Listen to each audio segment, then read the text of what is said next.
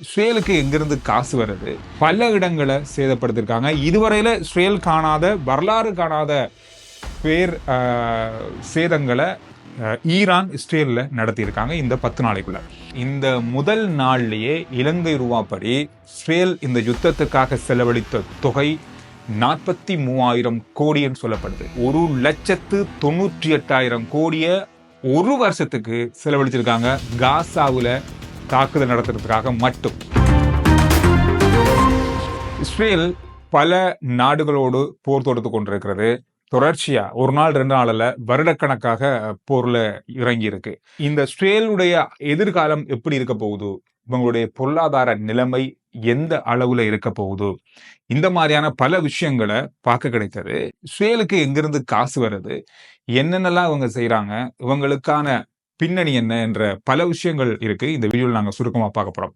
பல நாடுகள் மீது, குறிப்பா காசா மீது இஸ்ரேல் 2 வருடங்களாக போர் தொடுத்து கொண்டு வராங்க. அதாவது மிகப்பெரிய அளவிலான அழிவுகளை அந்த பிரதேசம் சந்தித்து கொண்டிருக்கு இன்றைக்கும். அதோட சேர்த்து இப்பொழுது அதிகமா கவனம் செலுத்துறாங்க ஈரான் மீதான தாக்குதல்ல. இந்த ஈரான் மீது மிகப்பெரிய அளவிலான ஆயுதங்கள், மிகப்பெரிய அளவிலான குண்டுவீச்சுக்கள், பெரிய அளவான சேதங்களை ஏற்படுத்தி கொண்டிருக்கிற போராக இருக்கு. அதே போல ஈரானும் பதிலுக்கு இஸ்ரேலினுடைய பல இடங்களை சேதப்படுத்திருக்காங்க. இதுவரையில இஸ்ரேல் காணாத, வரலாறு காணாத பேர் சேதங்களை ஈரான் இஸ்ரேல்ல நடத்தியிருக்காங்க இந்த 10 நாளைக்குள்ள. இப்ப இப்ப நடந்து கொண்டிருக்கிறாங்க ஈரானுக்கு எதிரான இஸ்ரேலினுடைய தாக்குதல் கிட்டத்தட்ட 11 நாட்களா இப்ப நடந்து கொண்டிருக்கு. இந்த தாக்குதல், இந்த சண்டை, இந்த போர் தொடர்ச்சியா ஒரு 30 நாட்கள், ஒரு மாசத்துக்கு நடக்குமாக இருந்தா இஸ்ரேல் அமெரிக்க டாலர் பெறுமதியில 12 பில்லியன் டாலர்களை செலவழிக்க வேண்டி வரும். 12 பில்லியன், கிட்டத்தட்ட 3,60,000 கோடி இலங்கை ரூபாவில். 3,60,000 கோடி அப்படின்றது பெரிய தொகை ஒரு மாசத்திலேயே. அப்படின்றது இவ்வளவு பெரிய தொகையை இஸ்ரேல் ஈரானுக்கு எதிரான சண்டையில செலவழிச்சு கொண்டிருக்காங்க. இலங்கையோட நாங்க இந்த தொகையை ஒப்பிட்டு பார்த்தோம்னு சொன்னா, எங்களுடைய மாசம், அதாவது ஒரு மாசத்துக்கு 577-75 மில்லியன் தான் அமெரிக்க டாலர்கள்ல எங்களுக்கு செலவு. ஒரு மாசத்துக்கு 570 அல்லது 600 மில்லியன் அமெரிக்க டாலர்கள், கிட்டத்தட்ட 18,000 கோடி. ஆனா ஒரு மாசத்துக்கு இஸ்ரேல் ஈரான் மீது தாக்குதல் நடத்துறதுக்கு 3,60,600 கோடியை செலவழிக்கிறாங்க. கிட்டத்தட்ட இலங்கையினுடைய ஒரு மாசத்தினுடைய 20 மடங்கு பெரிய தொகையை செலவழிக்கிறாங்க. இது மட்டும் இல்ல, இஸ்ரேல் இந்த தாக்குதல்களை நடத்தினாலும் எதிர்த்தாக்குதலை நடத்தி கொண்டிருக்கிற ஈரான் ஒரு நாளைக்கு எத்தனையோ ஏவுகணைகளை வீசுறாங்க இஸ்ரேல் மீது. இந்த ஏவுகணைகளை தடுக்கிறதுக்கான அமைப்புகள், வான் அமைப்புகள் இருக்கிறது. இந்த அமைப்புகளை, இந்த பகுதிகளை அல்லது இந்த தொழில்நுட்பத்தை பயன்படுத்துறதுக்கு இஸ்ரேலுக்கு ஒரு தரம் இதை ஒரு ஈரான் ஒரு 50 ஏவுகணையை அனுப்புறாங்கன்னா, இந்த வான்பரப்பை தயார்படுத்தி அதை ஒன் பண்ணி அலர்ட் பண்றதுக்கு, அந்த ஏவுகணையில தடுக்கிறதுக்காக ஒரு தடவைக்கு மாத்திரம் 21,000 கோடி செலவாகுது இலங்கை ரூபாவில். ஒரு தடவைக்கு. ஒரு நாள்ல எத்தனை தடவை ஈரான் தாக்குதல் நடத்துறாங்க, அவங்க எத்தனை தடவை அதை ஒன் பண்ணணும், எத்தனை தடவை அதை வான் பாதுகாப்பை பயன்படுத்தணும் அப்படின்றது கணக்கில் இல்லாத விஷயங்களாக மாறி இருக்கு. அது மட்டும் இல்லாமல் சிறப்பு ஏவுகணைகள், இப்பொழுது ஈரான்ட்ட பலதரப்பட்ட சிறப்பு ஏவுகணைகள் ஏவப்பட்டது. இதுவரைக்கும் ஈரான்ட்ட இது இருக்கா இல்லையான்னு தெரியாத அளவிலான ஏவுகணைகளை கடந்த நாட்கள்ல ஏவி இருந்தாங்க. கொத்து குண்டுகளை ஏவி இருந்தாங்க. இந்த மாதிரியான பல விஷயங்களை ஈரான் இஸ்ரேல் மீது தாக்குதல் நடத்தி இருந்தது. அந்த மாதிரியான ஏவுகணை வான் பரப்புகளை ஒன் செய்து அதனை தடுக்கிறதுக்கான கருவிகளை பயன்படுத்துறதுக்கு ஒரு நாளைக்கு 75 கோடி செலவாகுது இஸ்ரேலுக்கு. ஒரு தடவைக்கு. ஒரு நாள்ல எத்தனை தடவை இதை பயன்படுத்துறாங்கன்னு சொல்லி இதுவரைக்கும் தெரியாது. இந்த மாதிரி பலதரப்பட்ட ஏவுகணைகள், விமான தாக்குதல்கள், குண்டு தாக்குதல்கள், இந்த மாதிரியான விஷயங்களை தடுக்கிறதுக்கும் பல லட்சம் கோடிகளை இஸ்ரேல் செலவழிக்கிறாங்க நாளுக்கு நாள். இந்த யுத்தம் ஜூன் மாதம் 13ஆம் தேதி ஆரம்பிக்கப்பட்டது. இந்த முதல் நாள்லயே இலங்கை ரூபாப்படி இஸ்ரேல் இந்த யுத்தத்துக்காக செலவழித்த தொகை 43,000 கோடின்னு சொல்லப்படுது. சரி, இதெல்லாம் விடுவோம். கடந்த 2 வருஷமா இஸ்ரேல் காசா மீது நடத்துகின்ற பெரும் போர் அப்படின்னா சொல்லலாம். மிகப்பெரிய அளவிலான சேதங்கள், அங்க இருக்கிற மக்களுடைய அத்தனை உடைமைகளும் சேதப்படுத்தப்பட்டிருக்கிறது. ஆயிரக்கணக்கான மக்கள் உயிரிழந்திருக்காங்க. இன்றைக்கும் அங்க சண்டை நடக்குது. இன்றைக்கும் மக்கள் பட்டினியால, குழந்தைகள் இவங்க எல்லாருமே மிகப்பெரிய அளவுல இன்னல்களுக்கு உள்ளாகி இருக்காங்க. பல உலக நாடுகள் இதை பார்த்து கொண்டுதான் இருக்கு. இதை தடுக்கிறதுக்கு எந்த நாடுமே இன்னும் முன் வந்ததா தெரியல. ஆனா இஸ்ரேல் காசா மீது தொடர்ச்சியாக தாக்குதல் நடத்தி கொண்டிருக்கு.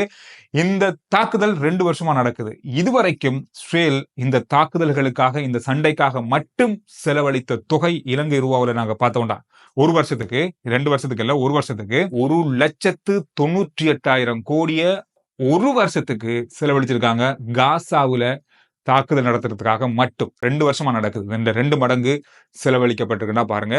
காசாவுல அவ்வளவு தொகையை செலவழிச்சு இஸ்ரேல் போர் தொடுத்திருக்காங்க, தொடர்ந்து செஞ்சு கொண்டிருக்காங்க. இப்படி இஸ்ரேல் ஒவ்வொரு நாட்டின் மீது போர் தொடுத்து, ஒவ்வொரு நாட்டின் மீது தாக்குதல் நடத்தும் போது கோடிக்கணக்கான பணம், பில்லியன் கணக்கான பணம் செலவிடப்படுது. இந்த செலவுகள் எல்லாமே இஸ்ரேலால வருங்காலத்துல தாக்கு பிடித்து இதை ஈடு செய்ய முடியுமா அப்படின்ற பெரிய கேள்வி இருக்கு. இதனாலதான் சர்வதேச ரீதியில இப்ப பேசப்படுது, இஸ்ரேல் தன்னைத்தானே அழித்து கொண்டிருக்கிறது. இந்த விஷயமானது எந்த காலத்திலும் இஸ்ரேலால ஈடு செய்ய முடியாத ஒன்றாக மாறும். இது ஒரு பெரும் பிரச்சனையை பொருளாதாரத்துல ஏற்படுத்தும் அப்படின்றது இப்ப எதிர்ப்பு கூறப்படுது. ஆனாலும் இஸ்ரேலுக்கு எங்க இருந்து இவ்வளவு காசு வருது? என்னதான் அவங்களுடைய தொழில், அவங்களுடைய ஏற்றுமதி என்ன, அவங்களுடைய நடவடிக்கைகள் என்ன, இந்த மாதிரியான பல விஷயங்களை தேடி பார்க்கும்போது கிடைத்த தகவல் படி இஸ்ரேல் பல தொழில்நுட்ப கருவிகளை ஏற்றுமதி செய்யறாங்க. பல தொழில்நுட்ப கருவிகளை ஏற்றுமதி செய்யறாங்க.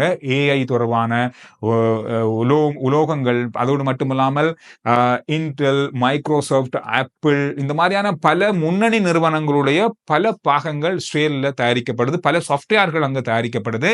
அதோடு மட்டுமில்லாமல் பல சாஃப்ட்வேர்ஸ்கள் இப்ப இருக்கிற சமூக வலைத்தளங்களை பாதுகாக்கிற, நம்மளோட கம்ப்யூட்டரை பாதுகாக்கிற வைரஸ் சம்பந்தமான பல சாஃப்ட்வேர்கள், ஹார்ட்வேர்கள் இது எல்லாத்தையும் இஸ்ரேல்ல மேனுஃபேக்சர் பண்றாங்க. அங்கிருந்து பெரிய அளவா ஏற்றுமதி செய்றாங்க. முக்கியமா அமெரிக்கா போன்ற நாடுகளுக்கு முழுமையா இது ஏற்றுமதி ஆகுது.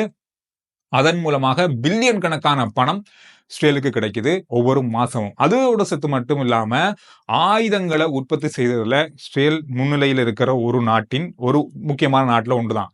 இந்த அடிப்படையில ஏவுகணைகள், ட்ரோன்கள், இந்த மாதிரியான பெரிய அளவான ஆயுதங்கள், இந்த மாதிரி பல வளைகுடா நாடுகள்ல இருக்கிற நாடுகளுக்கு ஆயுத விநியோகம், இந்த மாதிரியான பல விஷயங்களை இஸ்ரேல் செய்யறாங்க. இது ஒரு பெரிய ஒரு வியாபாரமா இஸ்ரேலிடம் இருக்கிறதால அவங்களுக்கு மிகப்பெரிய அளவான வருமானம் வருது. இதெல்லாத்தையும் தாண்டி வரி, மக்களிடமிருந்து எடுக்கப்படுகின்ற வரி 50% வரிய பெரிய அளவாக பெற்றுக்கொள்ளக்கூடிய நாட்டில் இஸ்ரேலும் உண்டு. 30 முதல் 50% ஆக உச்சபட்ச வரி 50% வரைக்கும் இருக்கு இஸ்ரேல்னா பாருங்க. அந்த அளவு வரி வருமானம் அரசாங்கத்துக்கு வருகிறது. இது மட்டும் இல்லாம ஒரு மாசத்துல 40 மில்லியன் மக்கள் இஸ்ரேலுக்கு போறாங்க சுற்றுலா துறையை பயன்படுத்தி. அங்கதான் ஜெருசலம் இருக்கிறது. அங்க இருக்கிற முக்கிய வழிபாட்டு தலங்களை பார்வையிடுறதுக்காக இஸ்ரேலுக்கு மக்கள் போறாங்க. இதன் மூலமாக அவங்களுக்கு பெரிய அளவான தொகை, ஹோட்டல்கள் மூலமா, விமான டிக்கெட்டுகள் மூலமா, இந்த இடங்களை பார்க்கறதுக்கு வர மக்களுடைய செலவுகள் மூலமா பெரிய அளவான தொகையை அவங்க ஒவ்வொரு முறையும் ஒரு வருஷமும் பெற்றுக்கொள்றாங்க. இந்த முறை இந்த போர் நடக்கிறதால நேரடியா ஈரான் இஸ்ரேலை தாக்கி இருக்கிறதால இந்த முறை இந்த பக்கமும் பெரிய அளவான சுற்றுலாத்துறை பக்கம் பெரிய அளவான அடிவிலும் இஸ்ரேலுக்கு சொல்லப்படுது. அதோட இந்த யுத்தத்துக்கும் பெரிய தொகை பயன்படுத்தப்படுறதால வருகின்ற வருடங்கள்ல இஸ்ரேலால எந்த அளவுக்கு தாக்கு பிடிக்க முடியும் அப்படின்றது ஒரு பெரிய கேள்வியாக இருக்கு. இதை தாண்டி அமெரிக்கா அவங்களுக்கு பெரிய அளவான ஆயுத உதவிகளா இருக்கட்டும், தளவாட உதவிகளாக இருக்கட்டும், பணமா இருக்கட்டும், எல்லாமே பெரிய அளவா வழங்குறாங்க. 3.8 பில்லியன் அமெரிக்க டாலர்களை அவங்களுக்கு ஒவ்வொரு வருஷமும் வழங்குறாங்க அமெரிக்கா. இதை தாண்டி இது வெளியில சொல்லப்படாமலே பெரிய அளவான தொகை அமெரிக்காவில் இஸ்ரேலுக்கு வழங்கப்படுது என்று சொல்லப்படுது. இஸ்ரேலுடைய வருடாந்த வருமானம் 2023ஆம் ஆண்டுல இஸ்ரேல் சம்பாதித்த வருமானம் 135 பில்லியன் அமெரிக்க டாலர்கள். இலங்கை ரூபாவில் நாங்க பார்த்தோம்னு சொன்னா 40,56,750 கோடி. இலங்கையில கடனை 3 தடவை செலுத்தக்கூடிய அளவிலான வருமானம் அவங்களுக்கு ஒரு வருஷத்துல இருக்கு. சரி, ஈரானுடைய பொருளாதாரம் எப்படி இருக்கு? ஈரான் என்ன நடக்கும் எதிர்காலத்துல? இந்த தாக்குதல்களால என்னென்ன விஷயங்கள், என்ன பாதிப்புகளை ஈரானுக்கு ஏற்படுத்த போகுது அப்படின்னு பார்த்தா, ஈரான் கடந்த காலங்கள்ல இருந்தே பொருளாதார தடைக்கு உட்பட்ட நாடு. கிட்டத்தட்ட ஒரு 15 வருஷம் அமெரிக்கா உள்ளிட்ட பெரிய பெரிய நாடுகள் எல்லாமே ஈரானுக்கு பொருளாதார தடை விதிச்சிருக்காங்க. அவங்கள்ட்ட இருந்து எந்த விதமான எண்ணெயையும் அல்லது கச்சா எண்ணெயும் வாங்க மாட்டாங்க. இந்த ஒரு பெரிய அடி வந்து ஈரானை பெரிய அளவான பாதிச்சது தான். அதுல எந்த மாற்றமும் இல்ல. ஆனா ஈரான்கிட்ட எண்ணெய் வளம் நிறையவே இருக்கு. அதை பெற்றுக்கொள்றதுக்கு பல நாடுகள், உலக நாடுகள் இருக்கு. ஈரானுடைய பிரதானமான வருமானமே எண்ணெயால வார வருமானம் தான். இந்த வருமானம் அப்படின்றது பெரிய அளவான வருமானம். பொருளாதார தடையே இல்லைன்னு சொன்னா அமெரிக்காவுக்கு கூட எண்ணெயை அவங்க ஏற்றுமதி செஞ்சாங்களா இருந்தா அவங்களுடைய நிலைமை எங்க இருக்கும் அப்படின்றதுதான் பல நாடுகளுக்கு கண்ணுக்கு குத்துற ஒரு விஷயம்.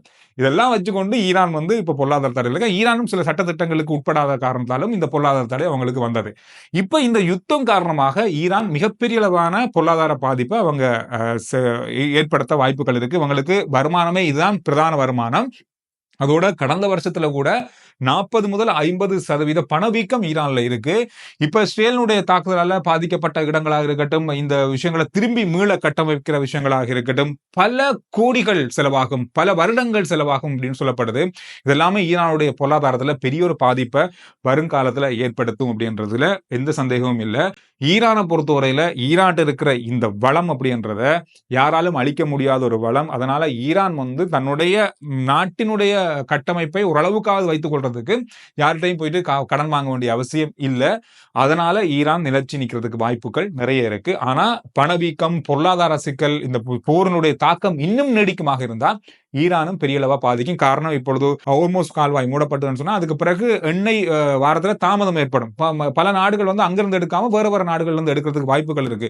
இந்த மாதிரியான விஷயங்களால ஈரானுடைய பொருளாதாரத்துல பெரிய பாதிப்புகள் வருங்காலத்துல வரலாம் அப்படின்ற மாதிரி சொல்லப்படுது. எனவே இந்த விஷயங்கள் எல்லாமே நம்ம தெரிஞ்சு கொள்ளணும். 2 நாடுகளுக்கு இடையில போர் நடக்குது, என்னென்ன நடக்குது, இந்த போரை தாண்டி இவங்க என்னென்ன விஷயங்கள்லாம் செய்யறாங்க அப்படின்றதுக்கான ஒரு புது தகவலா இந்த தகவல் உங்களுக்கு இருந்திருக்கும். நண்பர்களோட பகிர்ந்து கொள்ளுங்க. அடுத்த வீடியோவில் நான் உங்களை சந்திக்கிறேன். RG Chandru report YouTube channel, Facebook page, WhatsApp channel. நன்றி, வணக்கம். இது எல்லாத்தையும் ஃபாலோ பண்ணுங்க.